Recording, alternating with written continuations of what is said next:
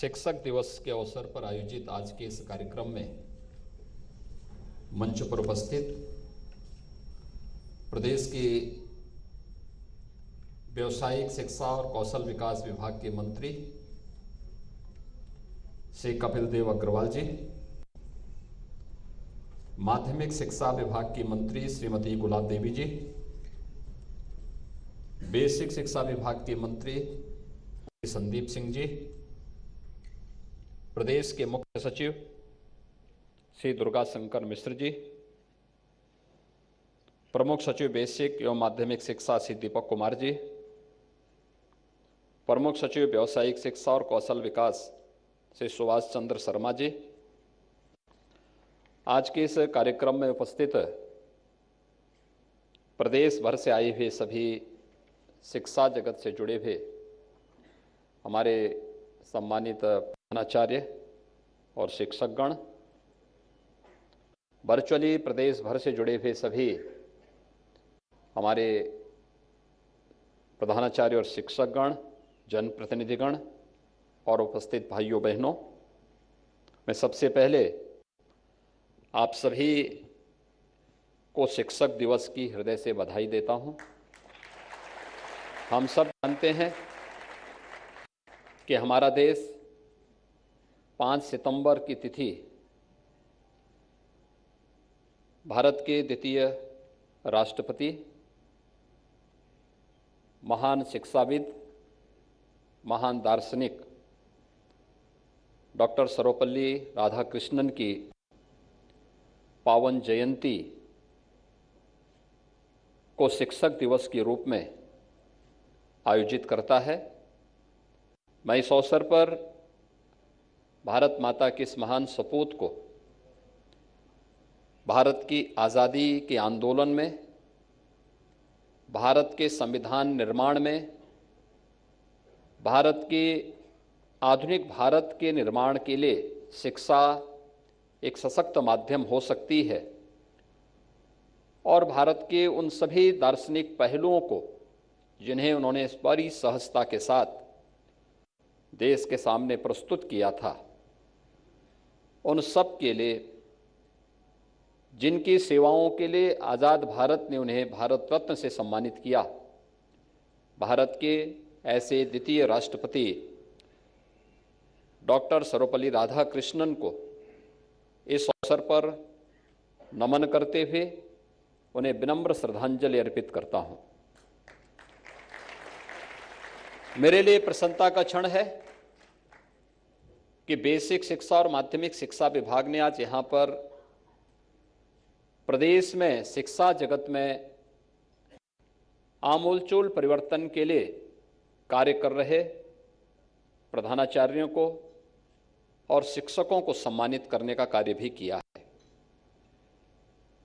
हम सब जानते हैं कि जब पूरी दुनिया कोरोना जैसी महामारी से पस्त थी, तब भारत प्रधानमंत्री मोदी जी के नेतृत्व में अपनी राष्ट्रीय शिक्षा नीति पर मंथन कर रहा था और उस दौरान 2020 में हमने राष्ट्रीय शिक्षा नीति पूरे देश में लागू की। राष्ट्रीय शिक्षा नीति केवल सैद्धांतिक न होकर के व्यवहारिक और तकनीकी ज्ञान से ओतप्रोत करने में कैसे हमारे शिक्षण संस्थाएं ओतप्रोत हो सकती हैं और एक छात्र के सर्वांगीण विकास का मार्ग प्रशस्त कर सकती है, उसका एक दिग्दर्शन है। व्यवस्थित रूप से राष्ट्रीय शिक्षा नीति को लागू करने के जो अभियान प्रदेश भर में और पूरे देश भर में प्रारंभ हुए हैं, वह भारत को उसकी पुरातन पहचान शिक्षा क्षेत्र में भारत को जगत गुरु के रूप में स्थापित करना, उसे दिलाने में सफल होगा। इसमें किंचित भी संदेह किसी को नहीं होना चाहिए। शिक्षा जगत में बहुत कुछ करने की संभावनाएं हैं और आपने देखा होगा कि थोड़ा सा हम प्रयास कर लें, कैसे परिवर्तन हो सकता है। बेसिक और माध्यमिक शिक्षा के क्षेत्र में विगत 5 वर्ष के अंदर किए गए प्रयासों का परिणाम आज हम सबके सामने है। मुझे याद है जब मार्च 2017 में हमारी सरकार ने प्रदेश में पदभार ग्रहण किया था, उस समय बेसिक शिक्षा परिषद के और माध्यमिक शिक्षा परिषद के अधिकतर विद्यालय बंदी की कगार पर थे, जीर्ण शीर्ण थे। विद्यालयों के ऊपर बड़े बड़े पेड़ उगे हुए थे, गंदगी का अंबार था। स्कूल जाना, यह अभी इस नुक्कड़ नाटक के माध्यम से भी आपने देखा होगा कि कैसे एक पिता अपने बच्चे को स्कूल न जाना पड़े, इसके लिए उस समय की जो मानसिकता थी आज भी उससे ग्रसित किस रूप में दिखाई दे रहा है। यह 2017 के पहले के उस दृश्य का ही एक नमूना था उसमें। लेकिन एक जागरूक मां बच्चे की शिक्षा के प्रति कितनी जागरूक है, ये आज की वर्तमान परिस्थिति को वह प्रदर्शित भी कर रही थी। और स्वाभाविक रूप से एक बेहतर समन्वय उसमें था। उस समन्वय को ध्यान में रखते हुए उस समय जो कार्यक्रम चले थे, मुझे याद है जब हमारी प्रदेश में सरकार ने पदभार ग्रहण किया था, माध्यमिक शिक्षा से जुड़े हुए उस समय परीक्षाएं संचालित हो रही थी और परीक्षाओं के बीच में मेरे पास प्रतिदिन समाचार आते थे कि फलानी जगह सामूहिक नकल हुई है, फलानी जगह ये हो रहा है। और मैंने उस समय के माध्यमिक शिक्षा के मंत्री और प्रदेश के उप मुख्यमंत्री डॉक्टर दिनेश शर्मा जी को उस समय मैंने आग्रह किया था कि आप कुछ सेंटर का स्वयं निरीक्षण करें, टीम को लेकर के जाएं और नकल विहीन परीक्षा के लक्ष्य को प्राप्त करने की दिशा में हमें कार्रवाई करनी चाहिए। उस समय कुछ सख्ती की गई, रिजल्ट उस वर्ष बहुत खराब था, क्योंकि बच्चों से आप परीक्षा में नकल विहीन परीक्षा की बात करेंगे और उससे पहले पूरे साल भर क्या स्थिति रही होगी सहज अनुमान लगाया जा सकता है। लेकिन उसी समय लक्ष्य भी तय कर दिए गए थे कि 2018 में माध्यमिक शिक्षा परिषद की परीक्षाएं होंगी, तो किसी भी क्लास में, शिक्षा में किसी भी में, चाहे वो टेक्निकल एजुकेशन से जुड़े हुए संस्थान हो, वोकेशनल एजुकेशन के हो, हायर एजुकेशन के हो, सेकेंडरी एजुकेशन के हो या फिर बेसिक एजुकेशन के, कहीं भी नकल नहीं होगी। और अगर नकल होगी तो नकल में छात्र का नहीं, संबंधित विद्यालय के प्रधानाचार्य और संबंधित शिक्षक की जवाबदेही हम तय करेंगे। विद्यालय में पठन पाठन का माहौल पैदा किया गया, शिक्षकों की भर्ती की प्रक्रिया को आगे बढ़ाया गया। जहां पर भर्ती में थोड़ी देरी है वहां पर रिटायर्ड शिक्षकों की सेवाओं को लिया गया और जहां पर रिटायर्ड शिक्षक कार्य करने के इच्छुक नहीं थे वहां विद्यालयों को इस बात की परमिशन दी गई कि कम से कम साइंस, मैथ्स और इंग्लिश के शिक्षकों को वे मानदेय पर अपने स्तर पर रखें और जब नई नियुक्ति हो जाएगी तो फिर नई नियुक्ति के साथ ही उनकी उसी समय सेवाएं इनकी समाप्त होंगी और नए लोगों को आप उसमें अवसर देंगे। परिणाम था 2017 के बाद से हमने नियुक्ति की प्रक्रिया भी प्रारंभ की और 2018 में जब माध्यमिक शिक्षा परिषद की परीक्षाएं संपन्न हुई तो प्रदेश में 56 लाख जो बच्चे माध्यमिक शिक्षा परिषद की परीक्षाओं में बैठे थे, नकल विहीन परीक्षा कैसे होनी चाहिए, शांतिपूर्ण तरीके से बिना किसी विवाद के वह परीक्षाएं संपन्न हुई थी। समय पे परीक्षा हुई, 1 महीने के अंदर रिजल्ट भी आया और पहले से दुगना परिणाम प्रदेश के अंदर आया था कि प्रदेश के अंदर पठन पाठन का एक माहौल प्रदेश के अंदर वह देखने को मिला। हम लोगों ने इस समय पहल की थी कि हमें विद्यालयों में पुरातन छात्र परिषद का गठन करना चाहिए, ये बेसिक हो या माध्यमिक। और उस समय, क्योंकि हम सब जानते हैं कि हमने थोड़ी भी पहल की होती या उस समय थोड़ी भी पहल होती, बहुत अच्छे परिणाम पहले भी आ सकते थे। मुझे याद है एक समय पूरा पूर्वोत्तर भारत, पूरा मध्य भारत शिक्षकों की आपूर्ति का केंद्र उत्तर प्रदेश हुआ करता था। उत्तर प्रदेश से ही पढ़े लिखे हर व्यक्ति शिक्षक बनकर के इन सभी राज्यों में गए हैं। किसी भी राज्य में अगर आप पूछेंगे, वो मध्य प्रदेश हो, राजस्थान हो, हरियाणा हो, या फिर पूर्वोत्तर के राज्यों में अरुणाचल प्रदेश हो, असम हो, मेघालय हो, मणिपुर हो, त्रिपुरा हो, उड़ीसा में भी बड़ी संख्या में यहीं से गए हुए शिक्षक वहां की शिक्षा व्यवस्था की कमान को संभाले थे। लेकिन क्या कारण हो गया कि शिक्षा की यह आधार भूमि अपने आप में कुंद हो गई। कारण था कि यहां पर न सरकार के स्तर पर ध्यान दिया गया था, न हमने समय के अनुरूप अपने आप को ढालने का प्रयास किया था, और न ही जो थे उन्होंने कोई जिम्मेदारी अपने ऊपर लेने का ही प्रयास किया। जब जवाबदेही के साथ एक कार्रवाई प्रारंभ हुई, उसके परिणाम भी सामने आते गए। इसके साथ ही शिक्षकों की भर्ती की प्रक्रिया भी संपन्न हुई। अकेले बेसिक शिक्षा परिषद में 1,26,000 से अधिक शिक्षकों की पारदर्शी भर्ती की प्रक्रिया हम लोगों ने संपन्न की, तो माध्यमिक शिक्षा में 40,000 से अधिक शिक्षकों के जो पद खाली पड़े हुए थे, उस भर्ती प्रक्रिया को भी इस दौरान संपन्न किया गया। और आपने देखा होगा कि भर्ती की प्रक्रिया पूरी पारदर्शी तरीके से संपन्न हुआ। आज उसका परिणाम हम सबके सामने है। अधिकतर बेसिक शिक्षा परिषद के विद्यालय हो या माध्यमिक शिक्षा परिषद के विद्यालय, पठन पाठन का एक माहौल बना। जुलाई 2017 में हम लोगों ने स्कूल चलो अभियान प्रारंभ किया था। स्कूल चलो अभियान के परिणाम सामने आए। विगत 5 वर्ष में, पिछले 2.5 वर्ष भले ही कोरोना जैसी महामारी के बीच में हम जूझते हुए हमने व्यतीत किए, दुनिया कोरोना के सामने पस्त हुई, और जो क्षेत्र सर्वाधिक प्रभावित हुए थे उसमें शिक्षा भी एक थी। महीनों महीनों तक स्कूल कॉलेजेस बंद रहे। जब एक एक व्यक्ति के जीवन को बचाने का प्रश्न था, उसका ध्यान दिया गया। लेकिन उस समय तकनीक का उपयोग करने का एक प्रयास हुआ। तमाम उस प्रकार के पोर्टल विकसित किए गए, ऑनलाइन एजुकेशन की व्यवस्था दी गई, दूरदर्शन ने तमाम चैनल प्रारंभ किए। इन सभी का उपयोग करने का प्रयास भी हुआ। लेकिन इस सब के बीच 5 वर्ष के अंदर जो सबसे सुखद अनुभूति हमें इस बात की होती है, जब हम लोग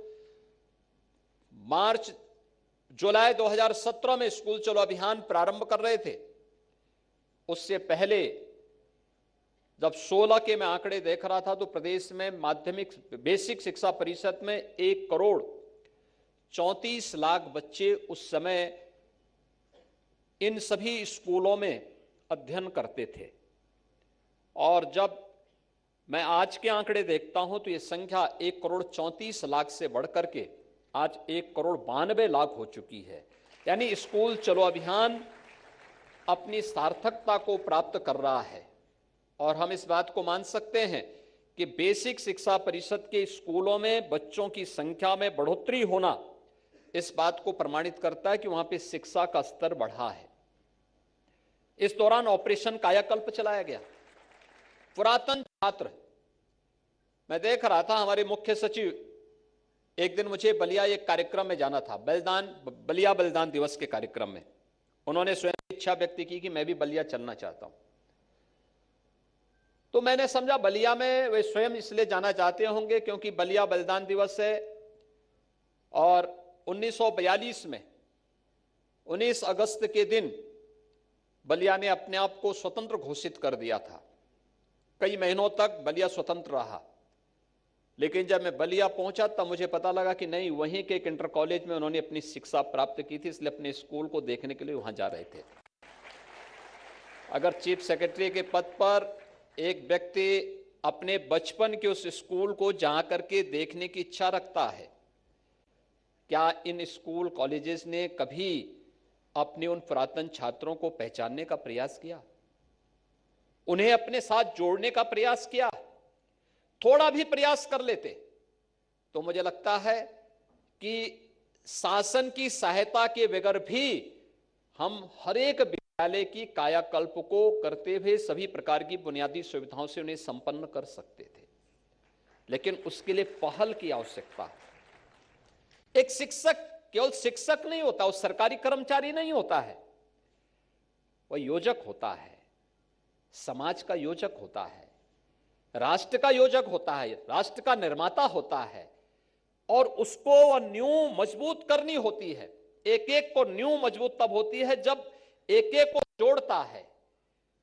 कहीं भी कुछ नयापन है, शिक्षा जगत में हो, समाज जीवन में हो, राष्ट्रीय जीवन में हो, उन सबको अपने तरीके से एक दृष्टि देकर के एक छात्र के सर्वांगीण विकास के लिए कार्य करने की दिशा में किया जाने वाला प्रयास, ऑपरेशन कायाकल्प, उसी का हिस्सा था, जिसमें प्रदेश के अंदर 1,35,000 बेसिक शिक्षा परिषद के स्कूलों में जन सहभागिता के माध्यम से बुनियादी सुविधाओं से आच्छादित उन्हें किया गया।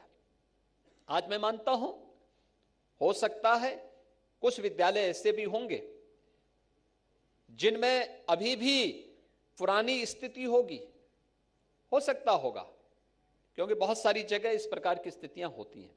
लेकिन मैं मानता हूं कि 1,43,000 में से जो संख्या वर्तमान में है, उनमें से 1,35,000 विद्यालय आज के दिन पर ऐसे हैं जहां पर उनके फर्नीचर ठीक, वहां पर उनका फर्श अच्छा बना है, बालक और बालिकाओं के लिए टॉयलेट बने हैं, पेयजल की सुविधा है, सोलर पैनल लगाने की व्यवस्था या विद्युत के कनेक्शन के माध्यम से स्मार्ट क्लास, लाइब्रेरी की सुविधा वहां पर प्रदान करने की व्यवस्था दी गई है।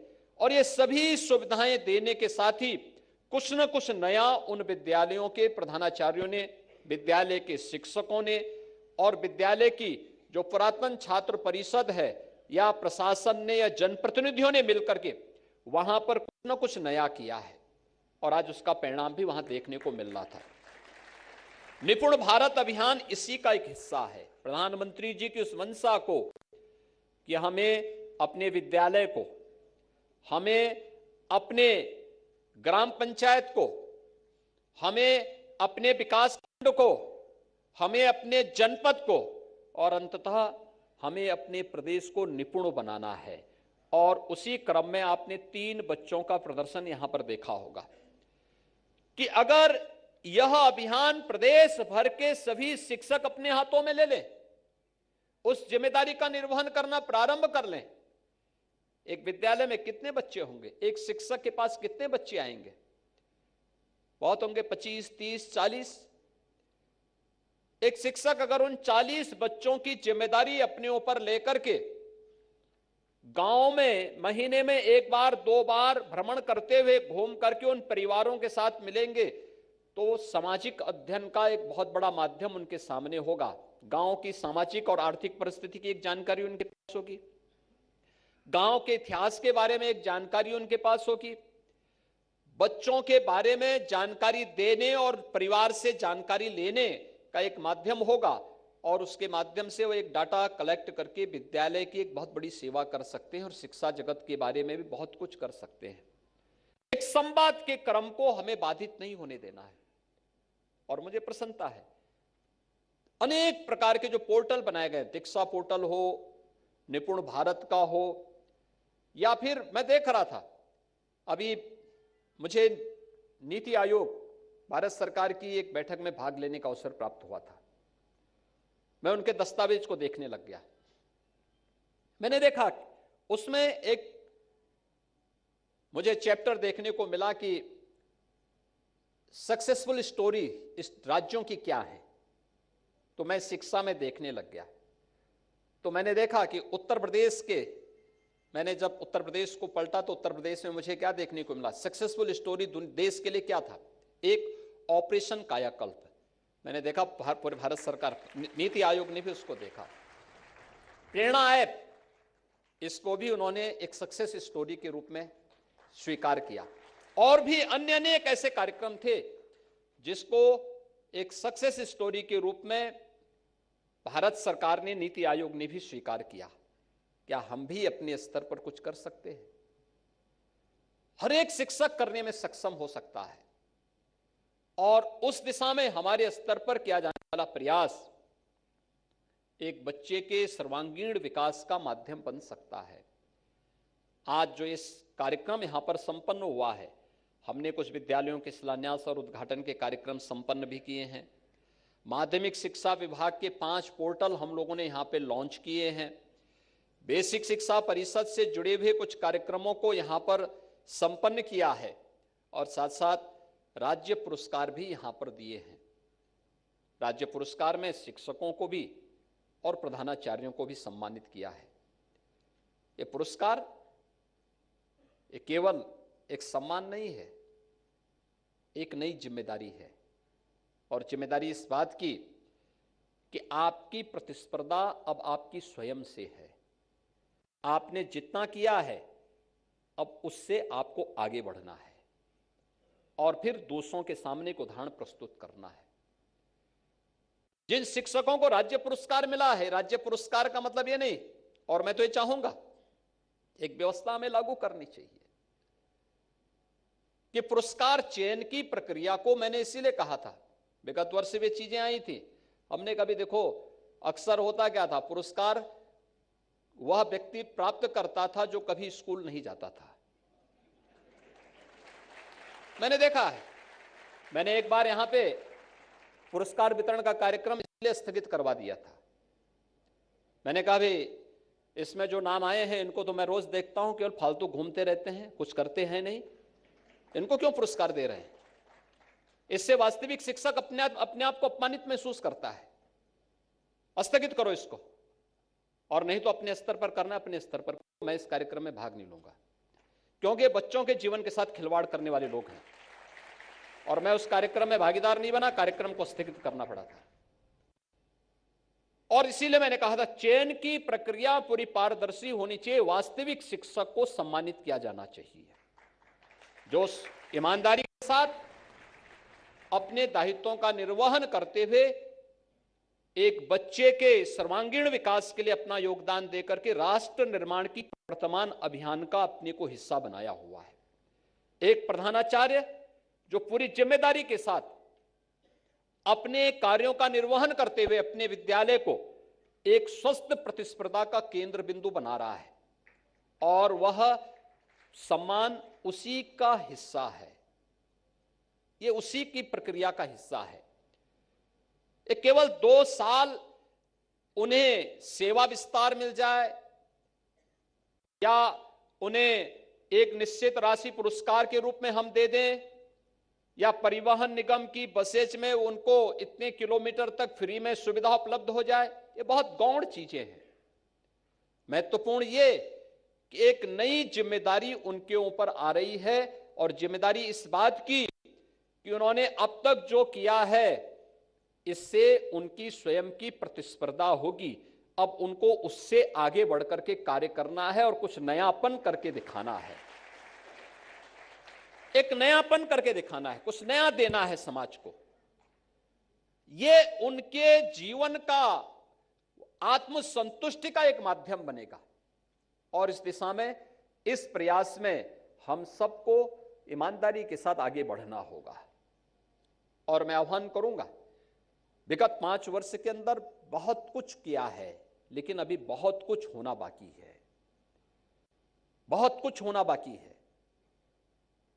मैंने आपको पिछली बार भी कहा था, नियुक्ति की प्रक्रिया जब हम करेंगे तो नियुक्ति की प्रक्रिया को इतनी पारदर्शी तरीके से संपन्न करेंगे कि किस शिक्षक का ट्रांसफर की प्रक्रिया हो पता भी नहीं होगा, मुझे भी नहीं पता होगा, हमारे मंत्री को भी पता नहीं होगा, विभाग के प्रमुख सचिव को भी नहीं पता होगा कि किस व्यक्ति को कहां जाना है।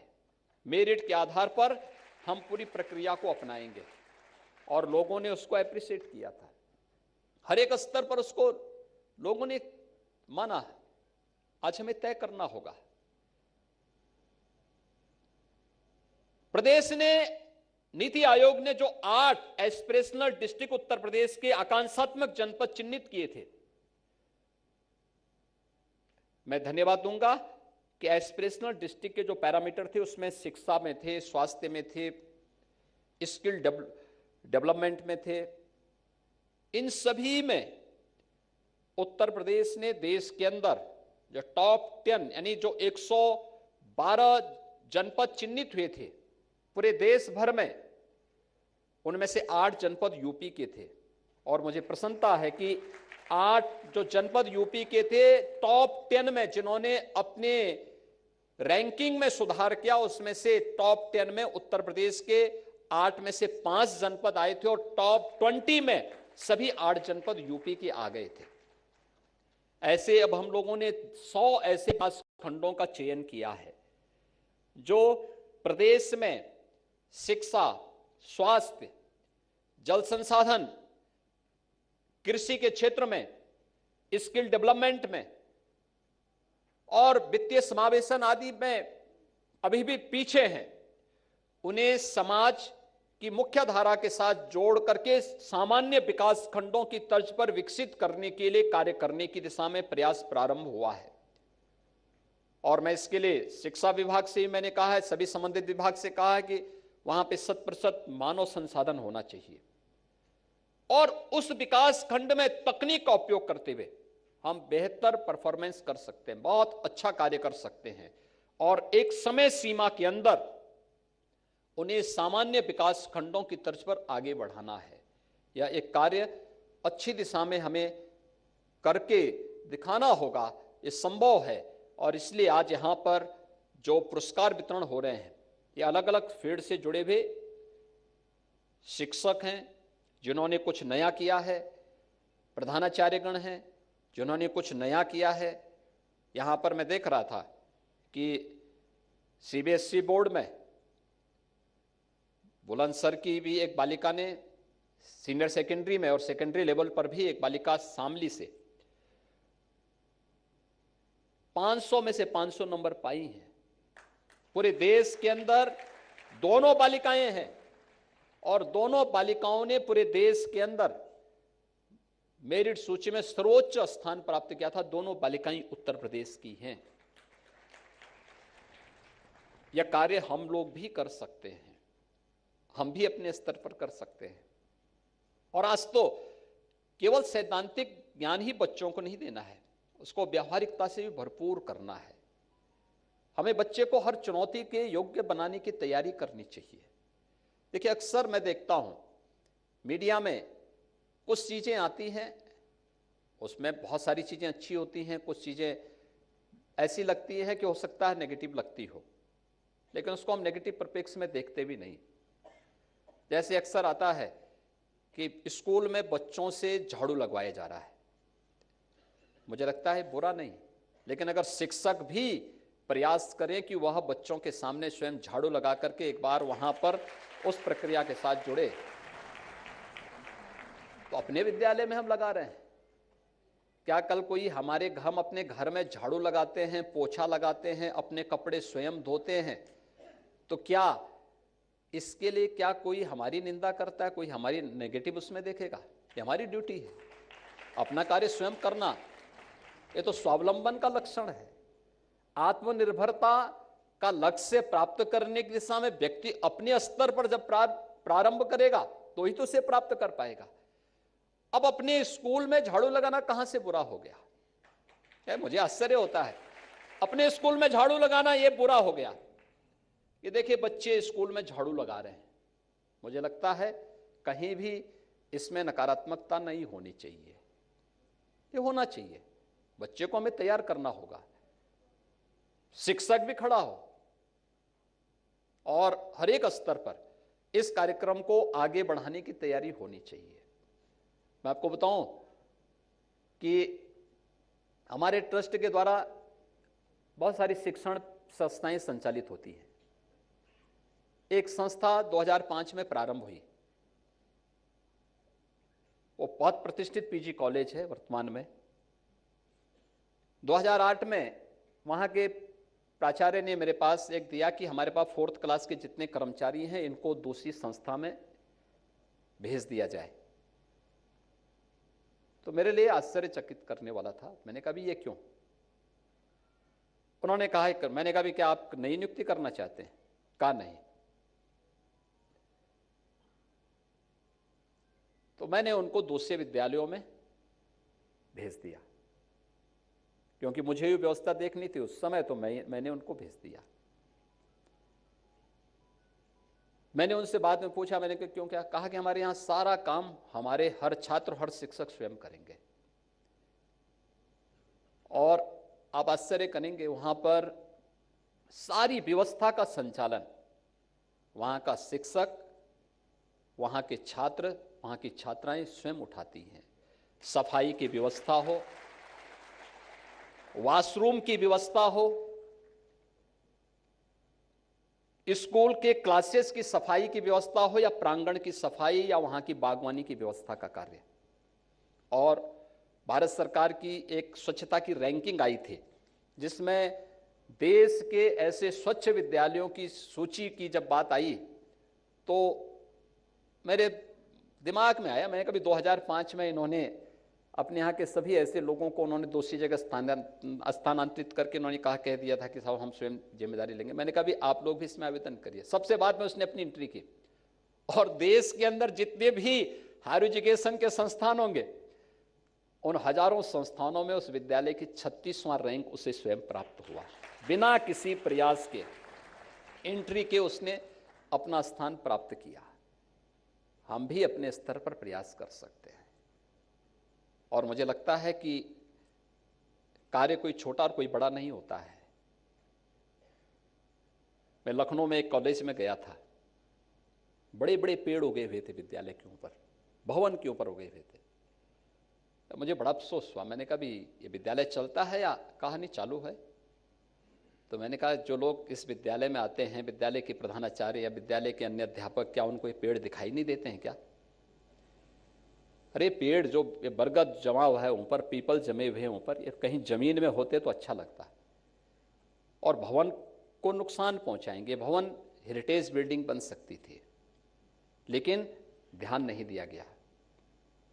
उस प्रकार की कोई भी प्रयास नहीं हुआ कि हम इस विद्यालय के प्रति हम आत्मीयता का भाव पैदा कर सकें। जो विद्यालय हमारे लिए हर प्रकार की सुविधा दे रहा है, हमें सम्मान दे रहा है, हमें आगे बढ़ने के लिए एक मंच दे रहा है, वो हमारे लिए मंदिर जैसा पवित्र होना चाहिए, धर्मस्थल जैसा पवित्र होना चाहिए, और उस दिशा में उस सोच को विकसित करने की आवश्यकता है। और मैं आज के इस अवसर पर इन सभी प्रधानाचार्यों को और शिक्षकों को, जिन्हें आज राज्य पुरस्कार से सम्मानित किया जा रहा है, हृदय से बधाई देता हूं, अपनी शुभकामनाएं देता हूं, और विश्वास व्यक्त करता हूं कि इस नई जिम्मेदारी को उन्हें संभाल कर रखना है।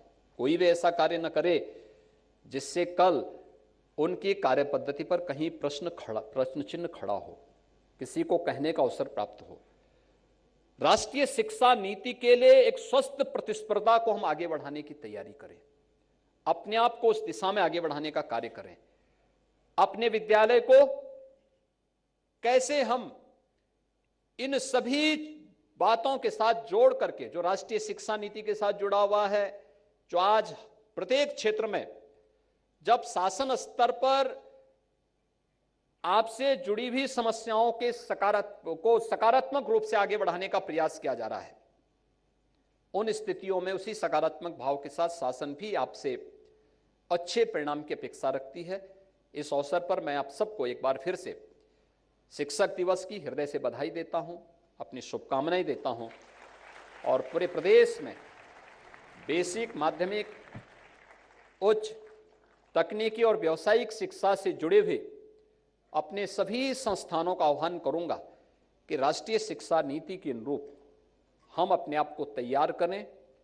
शिक्षा को केवल सैद्धांतिक नहीं, बल्कि व्यावहारिक और तकनीकी रूप से सक्षम छात्रों को आगे बढ़ाने की दिशा में एक बेहतर प्रयास यहां से प्रारंभ हो।